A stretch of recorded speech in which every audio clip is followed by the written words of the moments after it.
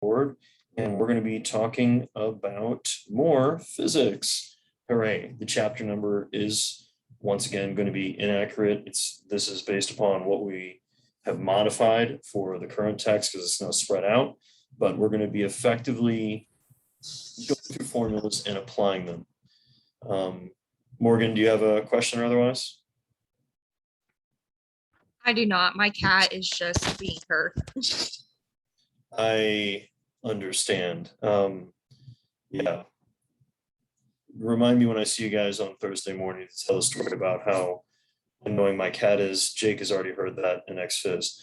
So first major formula we're going to go ahead and get into is our basics of force equals mass times acceleration. Now, we've already touched on this briefly before, but we're going to reiterate on it. Now, force is going to simply be equal to the mass of the object multiplied by the acceleration it's experiencing. Now, why we care about this is it's going to allow us, we can manipulate it through algebra so we can solve for different components. So if you only have a finite amount of force that you can produce, which is the realities of the muscles of your body, it means on the other side of the spectrum, we're only going to be able to essentially accelerate a certain mass. So for example, we have a finite number of force. We'll just say it's 1,000 newtons because that's going to be the unit that force is in. Okay, you can produce 1,000 units or 1,000 newtons. So what is going to be essentially the largest mass that you can still accelerate?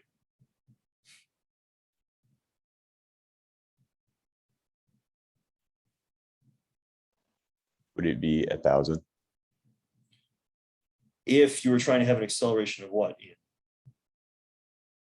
Well, I guess I was just thinking it would cancel out with the force. Okay, so that's a great point. So the thing that we're thinking about is, okay, bring this bad boy up.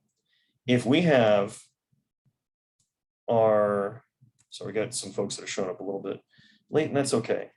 If we have a force that equals 1,000, in theory, we could accelerate a mass of something like,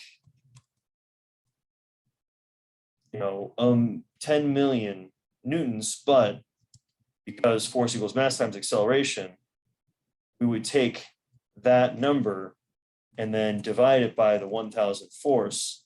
So we'd be left over with an acceleration that would be equal to something incredibly small. Does that make sense to you guys? Yep. So now think the flip side. If we can only produce so much force, if we wanted to accelerate something really rapidly, how big is that object going to be? Smaller. Yes, incredibly small. So now if we understand the way that this plays together, okay, do we always have the option of picking up a smaller or bigger object in life or sport?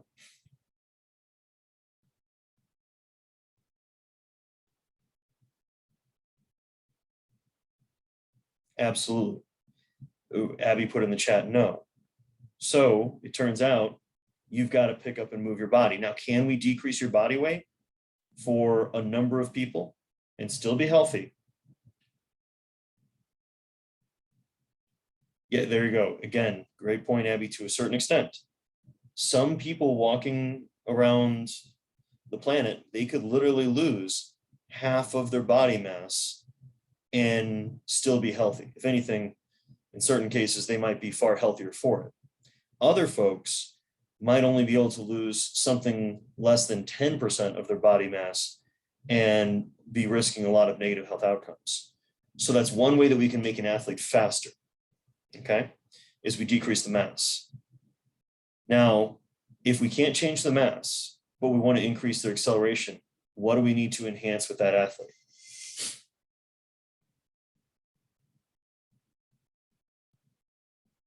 Bingo. And how do we increase force output? Resistance training. Bingo. Does that make sense to you guys? This is why we have people lift weights. Or if we're talking about the Olympics and a lot of other athletic endeavors, we have them use drugs because it allows them to enhance their force output. So when we factor the formula, so think back to your basic algebra, if we then go and divide, so force equals mass times acceleration, when we divide both sides by mass, the mass on the acceleration side cancels. So then we have acceleration equals force divided by the mass. So hence our acceleration is always going to be proportional to the amount of force applied to the mass. Hence, when we're talking about trying to move bigger objects opposed to smaller objects, you're going to be able to have very different accelerations. Or if we're going to use the same car analogy, think about a car that has a much bigger, a much more powerful engine. They're going to apply a lot more force given the same mass, which in turn gives us a better acceleration. Now, the next mathematical concept for us to understand is momentum. Now, this is where essentially the letters can get a little tricky.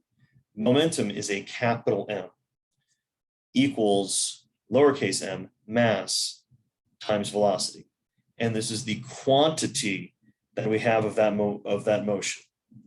So if we have two football players running directly towards each other, okay, they're both going to have, they have their own mass, they have their own speed. So this is, notice 100 meters in 20 seconds, a very long run up to see these two collide with each other. But they would, in theory, hit each other because they have the exact same momentum and bring each other to a dead stop. Now, notice the running back that literally only weighs half as much as the lineman has to literally be going twice as fast in order to stop them. And is that something that's going to happen all the time when we're looking at sports?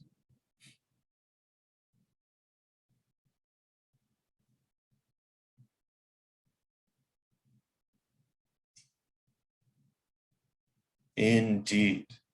Okay. Any of you guys that have played combat or contact sports, you know, if that larger person is moving anywhere near as fast as you are, you're going to have a bad time. Now, impulse is going to be our change in momentum. Okay. So a larger impulse effectively is going to be a larger change in force given the period of the change in time. Okay.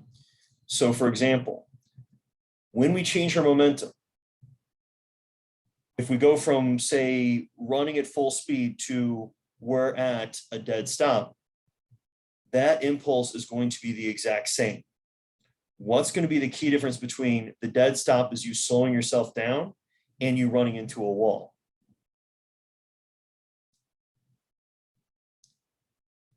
In those examples, which one is going to have the greater force that your body has to encounter?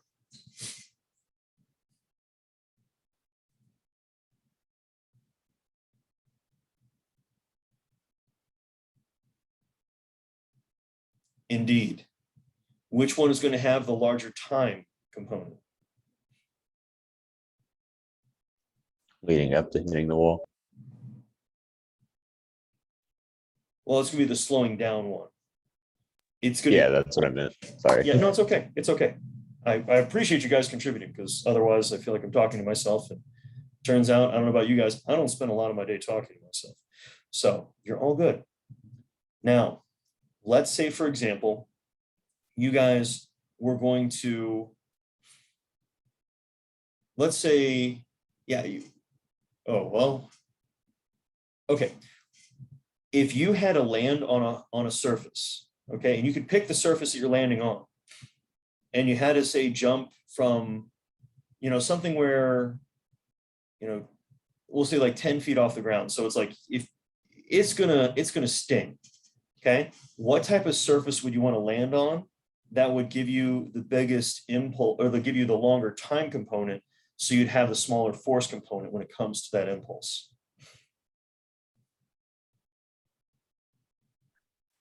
Like a trampoline or something. Yes, yes, an airbag, maybe into a pool of water.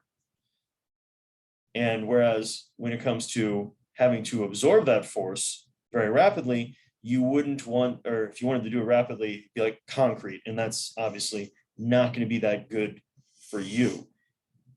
So if we're going to talk about right now, wherever you guys are at, if you stood up and then you jumped up as high as you can in the air, what can you do to increase the time component and decrease the amount of force your body has to encounter?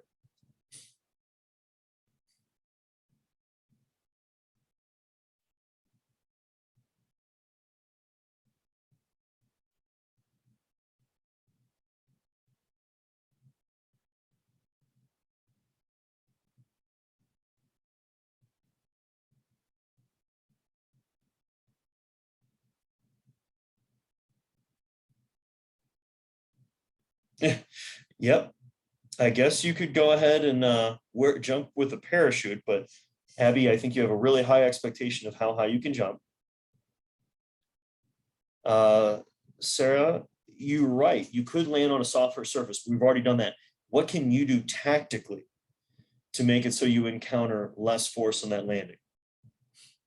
So let's just say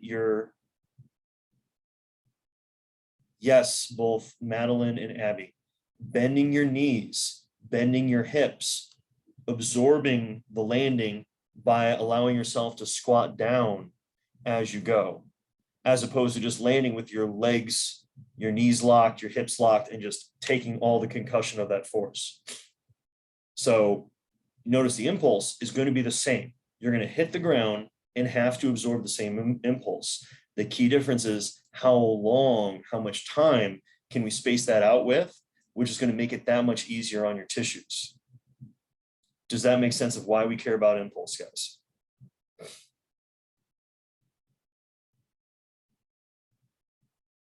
Awesome. So, for example, a great use of, or the way that impulse and force has to be absorbed would be like something trying to break through brick or break through wood. When you're punching through those objects, you're trying to hit that object as fast and as hard as possible because we're trying to apply a lot of force to it, and it only has a certain amount of tensile strength, and then it breaks just like our own bones. And effectively, when we go and make that absorption a lot smaller, notice you've got a much greater impulse. And that's where we can have a situation where we break a board, or if you don't do a great job of hitting the board with right knuckles, you break your hand.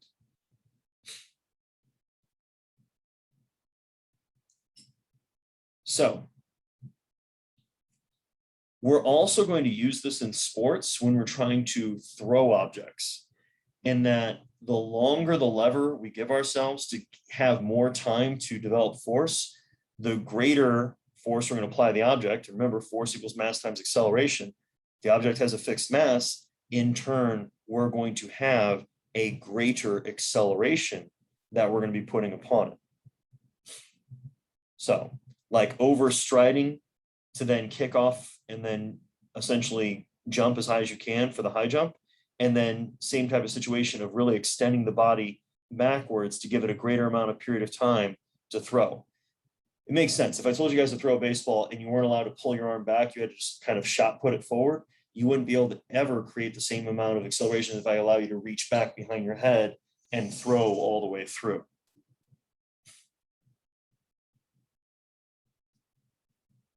So, same thing is happening when we're sprinting. And like anything else, once we start to overcome that inertia, we start building up that more positive momentum, it's going to be easier to effectively take bigger, more powerful strides, or you're still being powerful the entire time. My apologies. But you're going to be able to take bigger strides. You're going to cover a greater distance, which in turn is going to obviously allow you to get up to a much greater velocities. Now, we already talked about the joys of landing, how we want to take and absorb blows essentially over the longest period of time we can. This is going to allow for essentially a smaller amount of force to have to be encountered. Now, the other big way when it comes to absorbing and creating force is to understand what's known as pressure. Pressure is going to be the amount of force divided by the area that is being encountered. So when it comes to essentially, we're gonna have fun. We're gonna do our wonderful little experiment here on the bottom. But first, we're gonna talk our way through it a little bit more, okay? When it comes to pressure, okay, if we took anybody in the class and I just put my hand on the ground and told them to stand on my hand wearing sandals, wearing tennis shoes, or being barefoot, do I need to be really worried about my hand other than how disgusting the bottom of their shoes are? No. Absolutely. Now, if I had any of those students wear golfing spikes, metal spikes that athletes wear for different sports, or like some incredibly aggressive, like spike stiletto heels, how do you think that's going to go for my hand?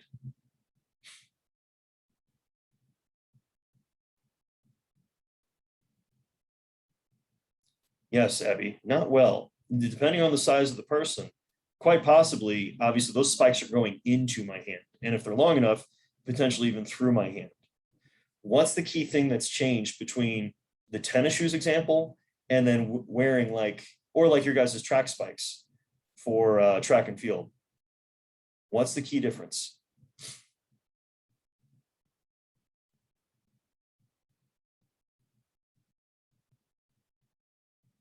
Bingo. The key is the pressure. It's the same amount of force, but it's that incredibly small area that in turn is causing, obviously, pain. So we're going to have you guys divide up into groups for a moment, okay? And what you're going to do is you guys don't have to give your exact numbers of effectively how much you guys weigh, but notice here we have calculations. I just put it into the chat so you guys can all see on how you can effectively figure out if you guys were all standing on an object. So say there was like some type of balance board that on the bottom, it maybe just had a spike, or not necessarily a spike, but it had a relatively pointed object. How sharp of a point would that have to be in order for you guys just standing on it, not jumping on it? Just the force of gravity pulling you guys down would be enough to break through the ground. And the example that we're going with here is that the ground is literally made of concrete. Does that make sense to you guys? So you're gonna take everybody's weight, add it all together, ballpark your body weights, guys. You don't even need to give your real weight, just whatever you feel comfortable saying. Multiplying that in turn by the effects of gravity. So you're going to have to look at kind of Newton's force, which can be a little bit different. And you can see here, I have an example of if you start in pounds per square inch, this is what you're going to convert that over into, because 0.0254 is converting it into square centimeters. And then dividing by 2.2 is converting it into kilograms. That's why this number gets to be pretty wild. So, questions, comments, concerns?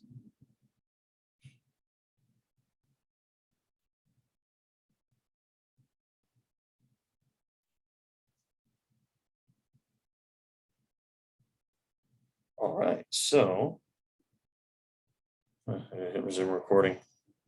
So what you want to find is, once you find the force of the group, that's when you want to look up, okay, what is the actual pressure you're going to need to go ahead to use to break concrete? And so you have got that force divided by the pressure equals your area. Now the key is make sure you're in the same units because your force is in newtons and pounds per square inch is American divided by American, square American. So instead you need to convert the pounds into kilograms or effectively newtons. And then instead of square inch, we want to be in square meter or centimeter. So hence Abby's numbers and Ian's numbers both look very reasonable because it would be a very small segment. So to give you an idea, guys, of 0.005 square meters, we're talking about something that's, yeah, which makes sense. If you had all of you guys somehow pushing down on an object that thin, quite possibly could easily break that concrete.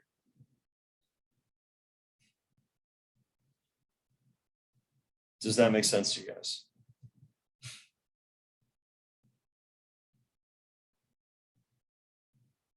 Okay. So the next big component that we're going through is what's known as mechanical work. Mechanical work is the amount of force you've applied by the distance that you move the object. Okay. Work has no time component. As long as you get it done, you've got it done. Now, we care about work because this is going to be a good way to quantify how much we've had someone do. So for example, yesterday I squatted. And so the force is going to be equal to mass times obviously the acceleration of gravity. So for me, my heavy sets were at 405. So that's only like 190 kilos. So it's not that much. Now, then you go ahead and multiply that times the distance. And so my legs are surprisingly long and my torso is very short. So it ends up probably being maybe about a meter range of motion I have on each rep. So you take that force, multiply by the distance, that's for 1 rep, multiply that by 10 reps, and you can figure out how much work you've done over the given set. And what you're going to find is pretty much every athlete can only deal with doing a finite amount of work. Once we've done too much work, that's we're talking about injury. So the same thing, if we were to use the examples from obviously our cross-country athlete in the class, if she's going to go out and run, well, she's got the force of moving her body against gravity. Mind you, she's not doing a lot of vertical movement, but she's still having to carry her body and the distance that she's gone. Now, when it comes to, okay, 2 athletes lifting weights together, we're going to say one athlete is 5 feet tall and the other athlete is 7 feet tall. Both of them have the same weight on the bar and they're both going to squat through a full range of motion. Which athlete is going to be doing more work every single set with every rep? Exactly, Abby, the taller athlete. That person has to use using a larger range of motion, so the distance is greater. So how many of you guys have seen somebody at the rec that's just doing, baby reps, like they're incredibly small range of motion, which they do have they got a bigger load on there because, bros, but they're not actually doing that much work because they're not moving the weight that far. Whereas you can have an athlete lifting a much lighter load, moving through a greater range of motion, and they are performing a greater amount of work. Okay. Questions on what work is and how we can mathematically define it?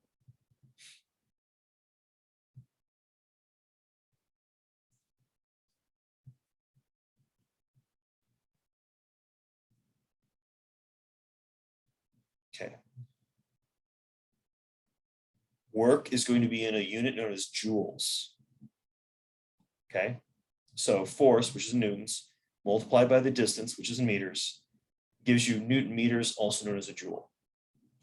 Now, the next and more important for sport performance is power. Power is work divided by time. Okay. So if you're able to move an object in a shorter period of time, you are in turn more powerful. So it's really easy when you think about things like throwing the shot put, throwing the discus, throwing the javelin. Whoever throws it further is the individual that is going to have been more powerful. Okay? If two athletes have the same body weight, they race against each other, whoever finishes first is the individual that happened to be more powerful.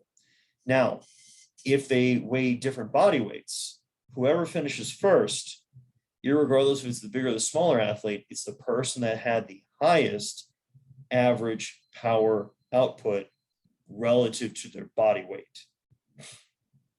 So the person that wins the 100-meter, the person that wins the 10K, the person that wins the marathon is going to be the person that had the highest power relative to their body mass for the competition. Does that make sense to you guys?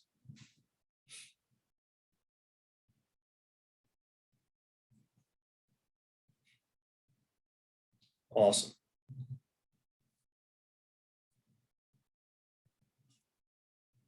So now we're going to start talking about energy. The first type of energy we're going to talk about is kinetic energy. And this is effectively the energy that something has while it's moving. Okay? So kinetic energy is going to equal half of the mass multiplied by the velocity squared. Okay? This, again, is giving us energy in the form of joules. So if an object is moving forward, it's going to have both a momentum, remember it's going to be that mass times velocity, and it has a kinetic energy. And that kinetic energy, it can do work, obviously, if it's applied to another object. Okay? In fact, what type of, essentially, I guess, a simple power plant that utilizes kinetic energy would be literally wind turbines and technically going to be water turbines, but that's also going to incorporate another type of energy we're going to talk about in a moment. Okay. So another form of energy is what's known as potential energy. Potential energy is an object that has, or energy an object has that can be essentially created if it's dropped. Okay. So right now, as long as if you guys are laying on your bed, unless you're laying on the floor, you all have potential energy, and then you can go flop onto the ground. And Lord knows if you flop on the ground on your face, you realize you created a decent amount of kinetic energy on the way down, which in turn you then had to receive over that impulse to the bottom. Now, it is going to be an energy that we have, once again, with an object where it can fall from a height.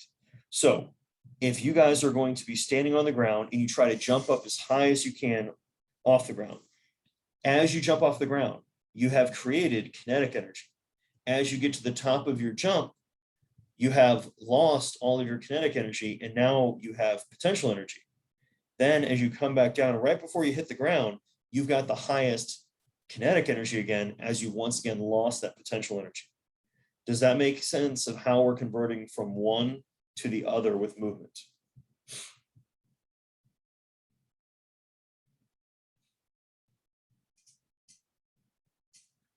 So if we were to give you a ball and have you throw that ball as far as you can through the air, at what point in its flight would it have its highest potential energy?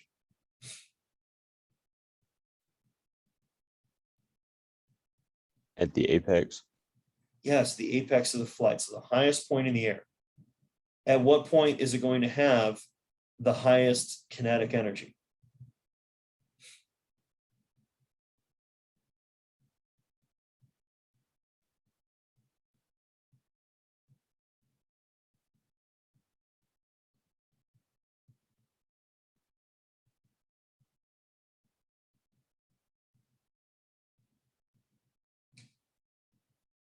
Absolutely, Abby. If we're throwing it in a vacuum, it's going to be right before it hits the ground, because we still have that horizontal kinetic energy, but we've also taken that potential energy that was vertical and converted it all into kinetic energy going down. Now with drag and depending on what you're throwing. It could be the moment you release the ball, because that's probably the greatest velocity it's going to have. But if where drag is not a factor, absolutely right before it touches the ground. Does that make sense to you guys?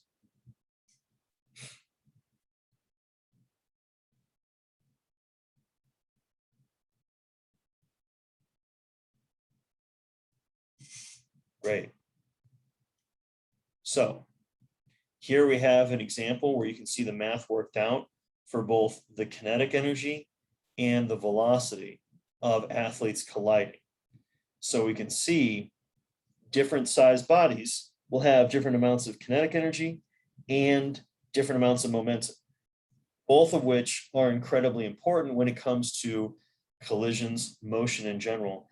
And then the other thing to keep in mind when it comes to our momentum, comes to our kinetic energy, is notice, guys, with that momentum being the same, the kinetic energy is going to be different simply because the velocity is different. Now, this is important because it's going to also affect how easily we can change direction and we can effectively, maneuver when we're playing sport. Now, the last type of energy we have is going to be what's known as strain energy. Now, strain is where we're going to effectively, something is going to deform, and that deformation is going to be storing energy in elastic components of it. So think about a trampoline. You see the example of a tennis racket here, where it's going to be equal to half the volume multiplied by the stress and then the strain, or what's going to be half the volume multiplied by Young's modulus, which is just a fixed value, and then the strain energy that's developed in that type of object. Okay, so when it comes to kinetic energy, potential energy, and strain, what type of sporting activities can you guys think of where all three are going to show up at one point in time?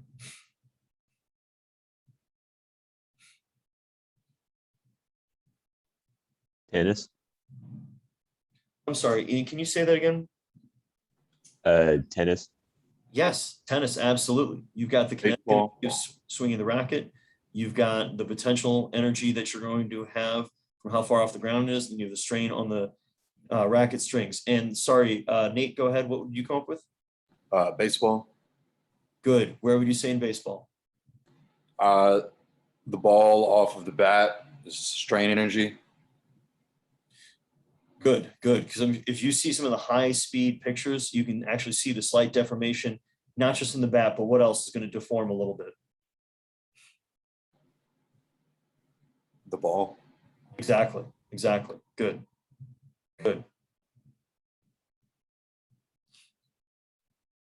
So some other examples, guys, as you think about pulling back the string in archery for going to be the strain energy. When you release, it gets converted into kinetic energy and then obviously potential energy because we're off the ground. Diving board and I think pole vault are pretty straightforward, as is using a trampoline in gymnastics. Any questions over what we're talking about when we're bringing up the concepts of essentially different types of energy that we're using?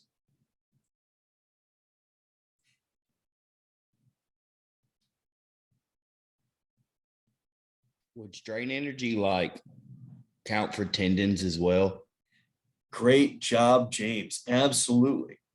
Because our tendons and our muscles, as we're going to learn later on in the class, are going to have a certain amount of essentially ability to give you that strain energy. In fact, that's a big part of how we move, is we're actually utilizing our tendons and the elastic components of them to allow us to essentially bounce. That's going to allow us to move with a lot less energy required, as if we did not have the ability to utilize that.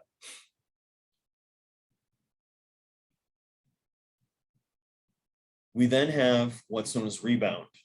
Okay?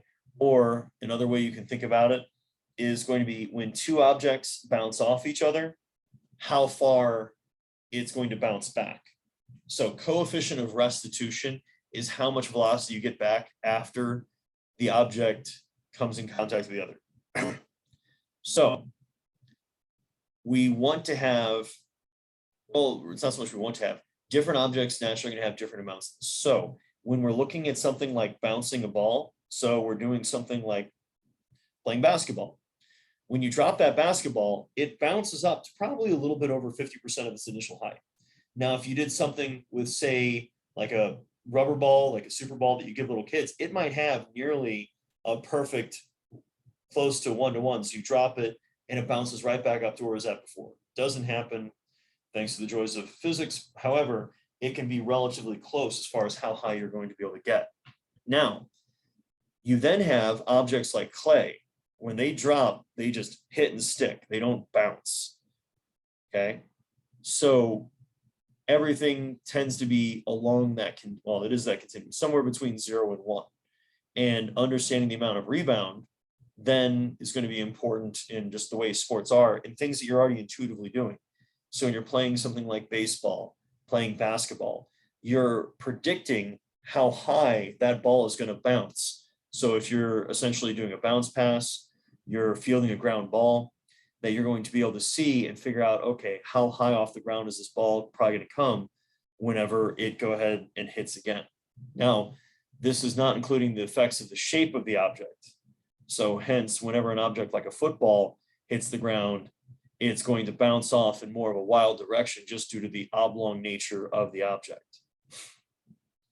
So this is important because this is going to be a component of converting for that kinetic energy. So obviously, as we're getting that deformation of the object, we're going to be storing that strain energy. It's going to be converted into kinetic energy. Hence, things that are more efficient, that strain energy goes right back into kinetic energy and is going to move that pretty close to how it was beforehand. Now, temperature is going to influence effectively how much an object is going to bounce. That's why, for example, in the sport of squash, you're going to see the athletes literally warm the ball up, so it's going to actually give them a better bounce than it would have beforehand. Now, aside from temperature and elasticity, the angle that an object's going to hit the ground at, the velocity of which it hit for that contact, does it have spin, and is there really friction with the surface? So, of the different ones here, the easiest way to kind of think about how this works is how many of you guys have played effectively either tennis or ping pong before?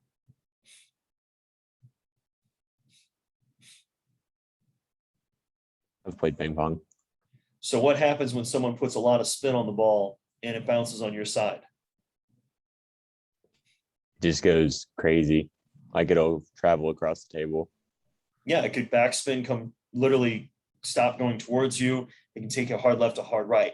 That's the spin, and then the friction between the surface and the ball itself, that's going to propel it in one direction or another.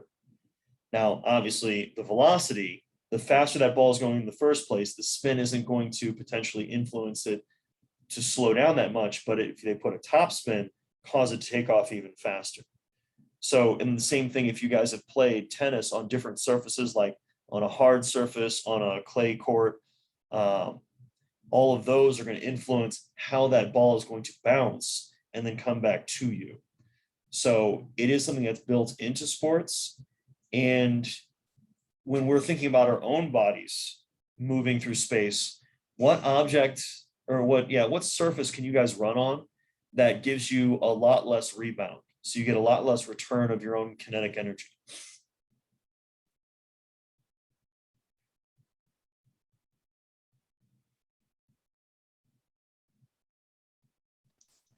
Sand. Absolutely. Sand, snow. That's where we're not going to be getting that great of return. Mud, obviously nowhere near as bad as those, but those surfaces are going to affect how well we're going to be able to move on those objects. So we just spoke about the joys of spin and how that's going to literally change the angle of how that ball is going to in turn bounce. And then, so once it bounces, which direction it's going to take afterwards. Now,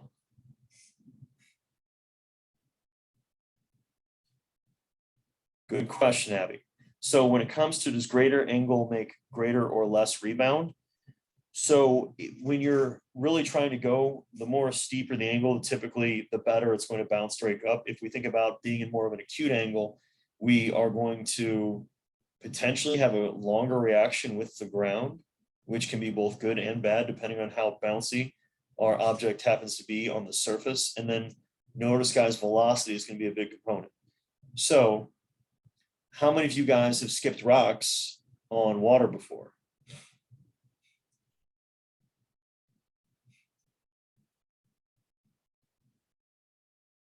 Bingo. And if you try to go with a really steep angle, you just try to dunk the rock into the water. Does it bounce?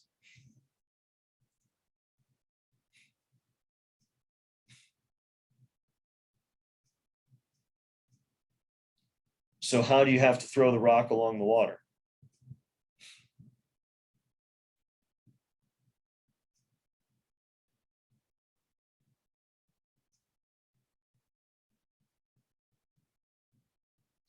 Yeah. Now, that's due to the surface and specifically the properties of surface tension of water compared to, obviously, when we're doing something like a hard desk or otherwise, that, yeah, the angle is going to influence it in different ways. So if we're throwing on grass, the grass is actually going to slow it down because it's going to go through the grass, hit the dirt underneath it, and then bounce through it. Whereas if we're doing it on a hard surface like wood, concrete, otherwise, it's going to bounce irregardless. But we'll still have a little more of a friction component because we're going across it as opposed to straight down into it. But when we're doing something like water, if you throw something straight down, the water goes into it. Instead, it'll skip across it because of surface tension properties. Physics is fun, but also quite frequently very frustrating because there's going to always be different approaches and then just different scenarios that have different realities you need to keep in mind. So we're going to introduce some concepts of friction. I do not expect you guys to really feel like you feel comfortable with it today, because we're going to talk about it more on Thursday, along with we're going to go through and we're going to do review math problems on this to help you guys work through each of these concepts.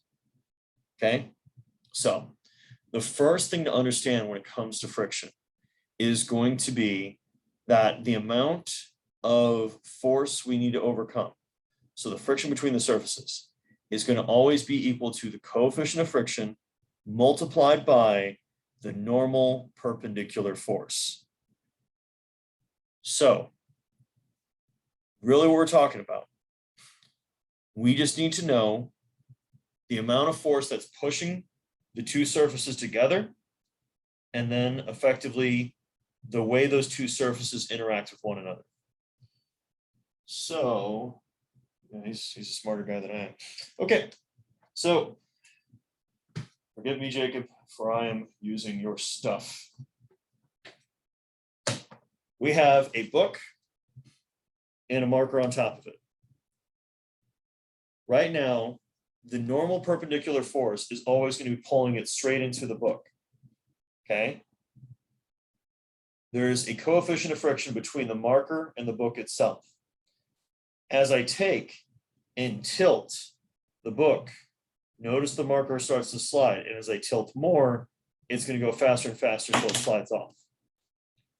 So if we're thinking about our force vectors, when the book is flat, okay, the pen is being pulled straight down by gravity regardless of its direction. And there's going to be a coefficient of friction between these two surfaces. And this book is nice and glossy. Now, when I tilt the book just a little bit, notice the marker is not moving yet. Now we have two different force vectors. We have the perpendicular force going right into the book, and then we have a certain amount of force going and pulling the marker down the book because gravity is pulling this straight down. And you see how there's an angle. But then when I increase that angle just a little bit more, See, we're still fine, but then we're going to hit a point where we start to shift just slowly. You see how it's just sliding, and it's going to maintain that same velocity until it falls off. Because when we tilt at a greater angle, the force of gravity is pulling this straight down. But now we have two different force vectors. We have the perpendicular force going into the book, and then we have the other force that's pulling it downwards. Does that make sense to you guys?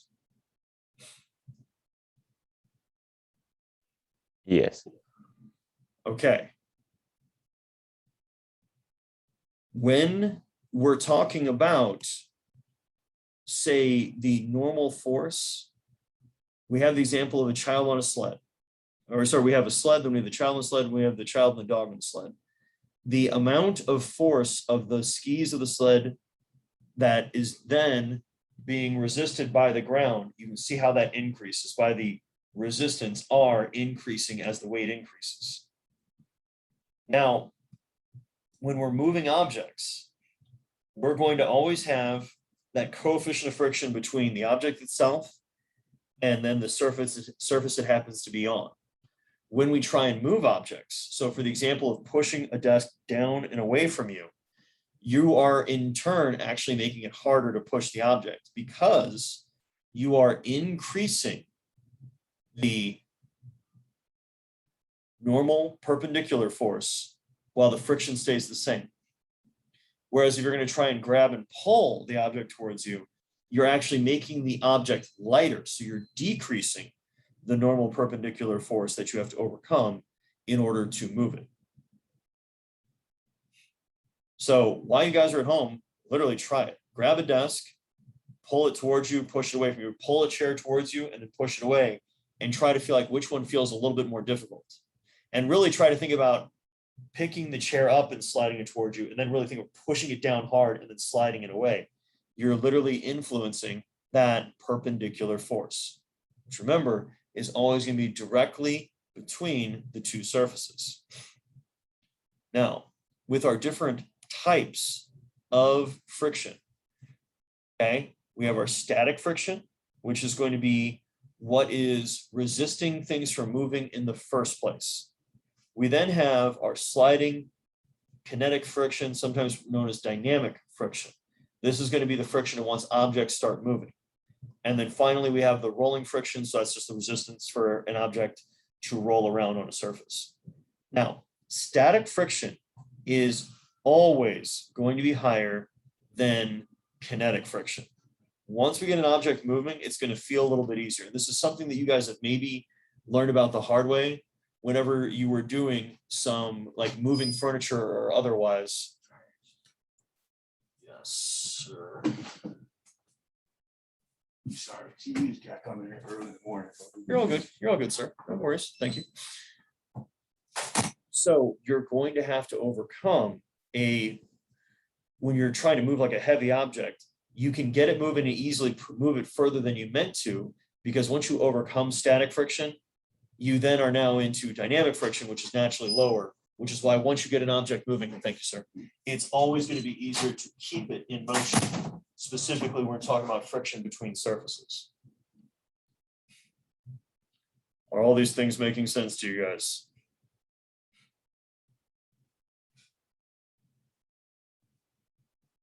All right, thank you, Connor.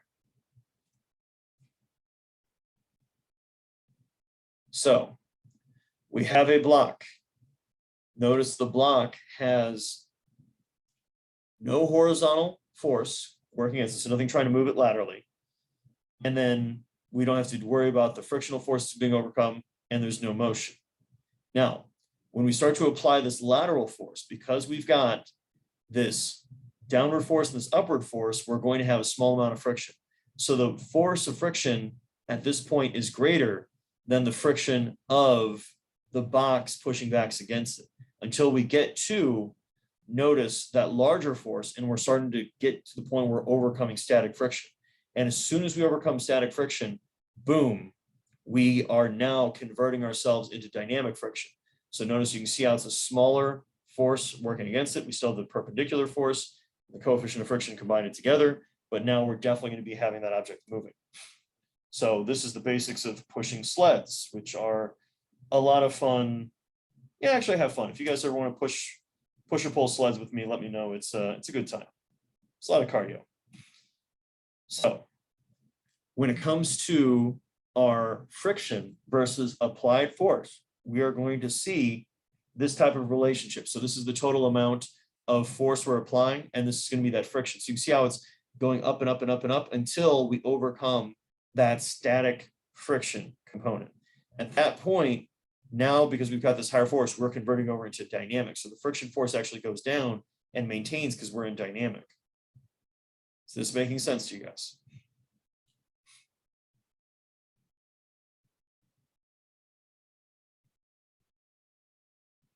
Well, no offense, folks. Okay, good. Thank you, guys. We're going to go ahead and talk about all of this on Thursday, as well as go through, give some examples and break down some numbers and math on each of these. Take care of yourselves. Thank you guys for showing up today. Stay safe out there. I'm going to be putting this lecture up on YouTube so you guys can listen to it later at your own leisure. And I will see you guys on Thursday morning in class. Sound good? Sounds good. All right. Thank you, Ian, and everyone else that contributed. I appreciate it. You too as well, Haley and Madeline. Have a great one, guys. I will talk to you guys later. So have a great one. Thank you, sir. Yes, Daniel? Oh, I just said thank you. Have a good day. Oh, I appreciate it. Thank you guys for being flexible. You guys have a great one.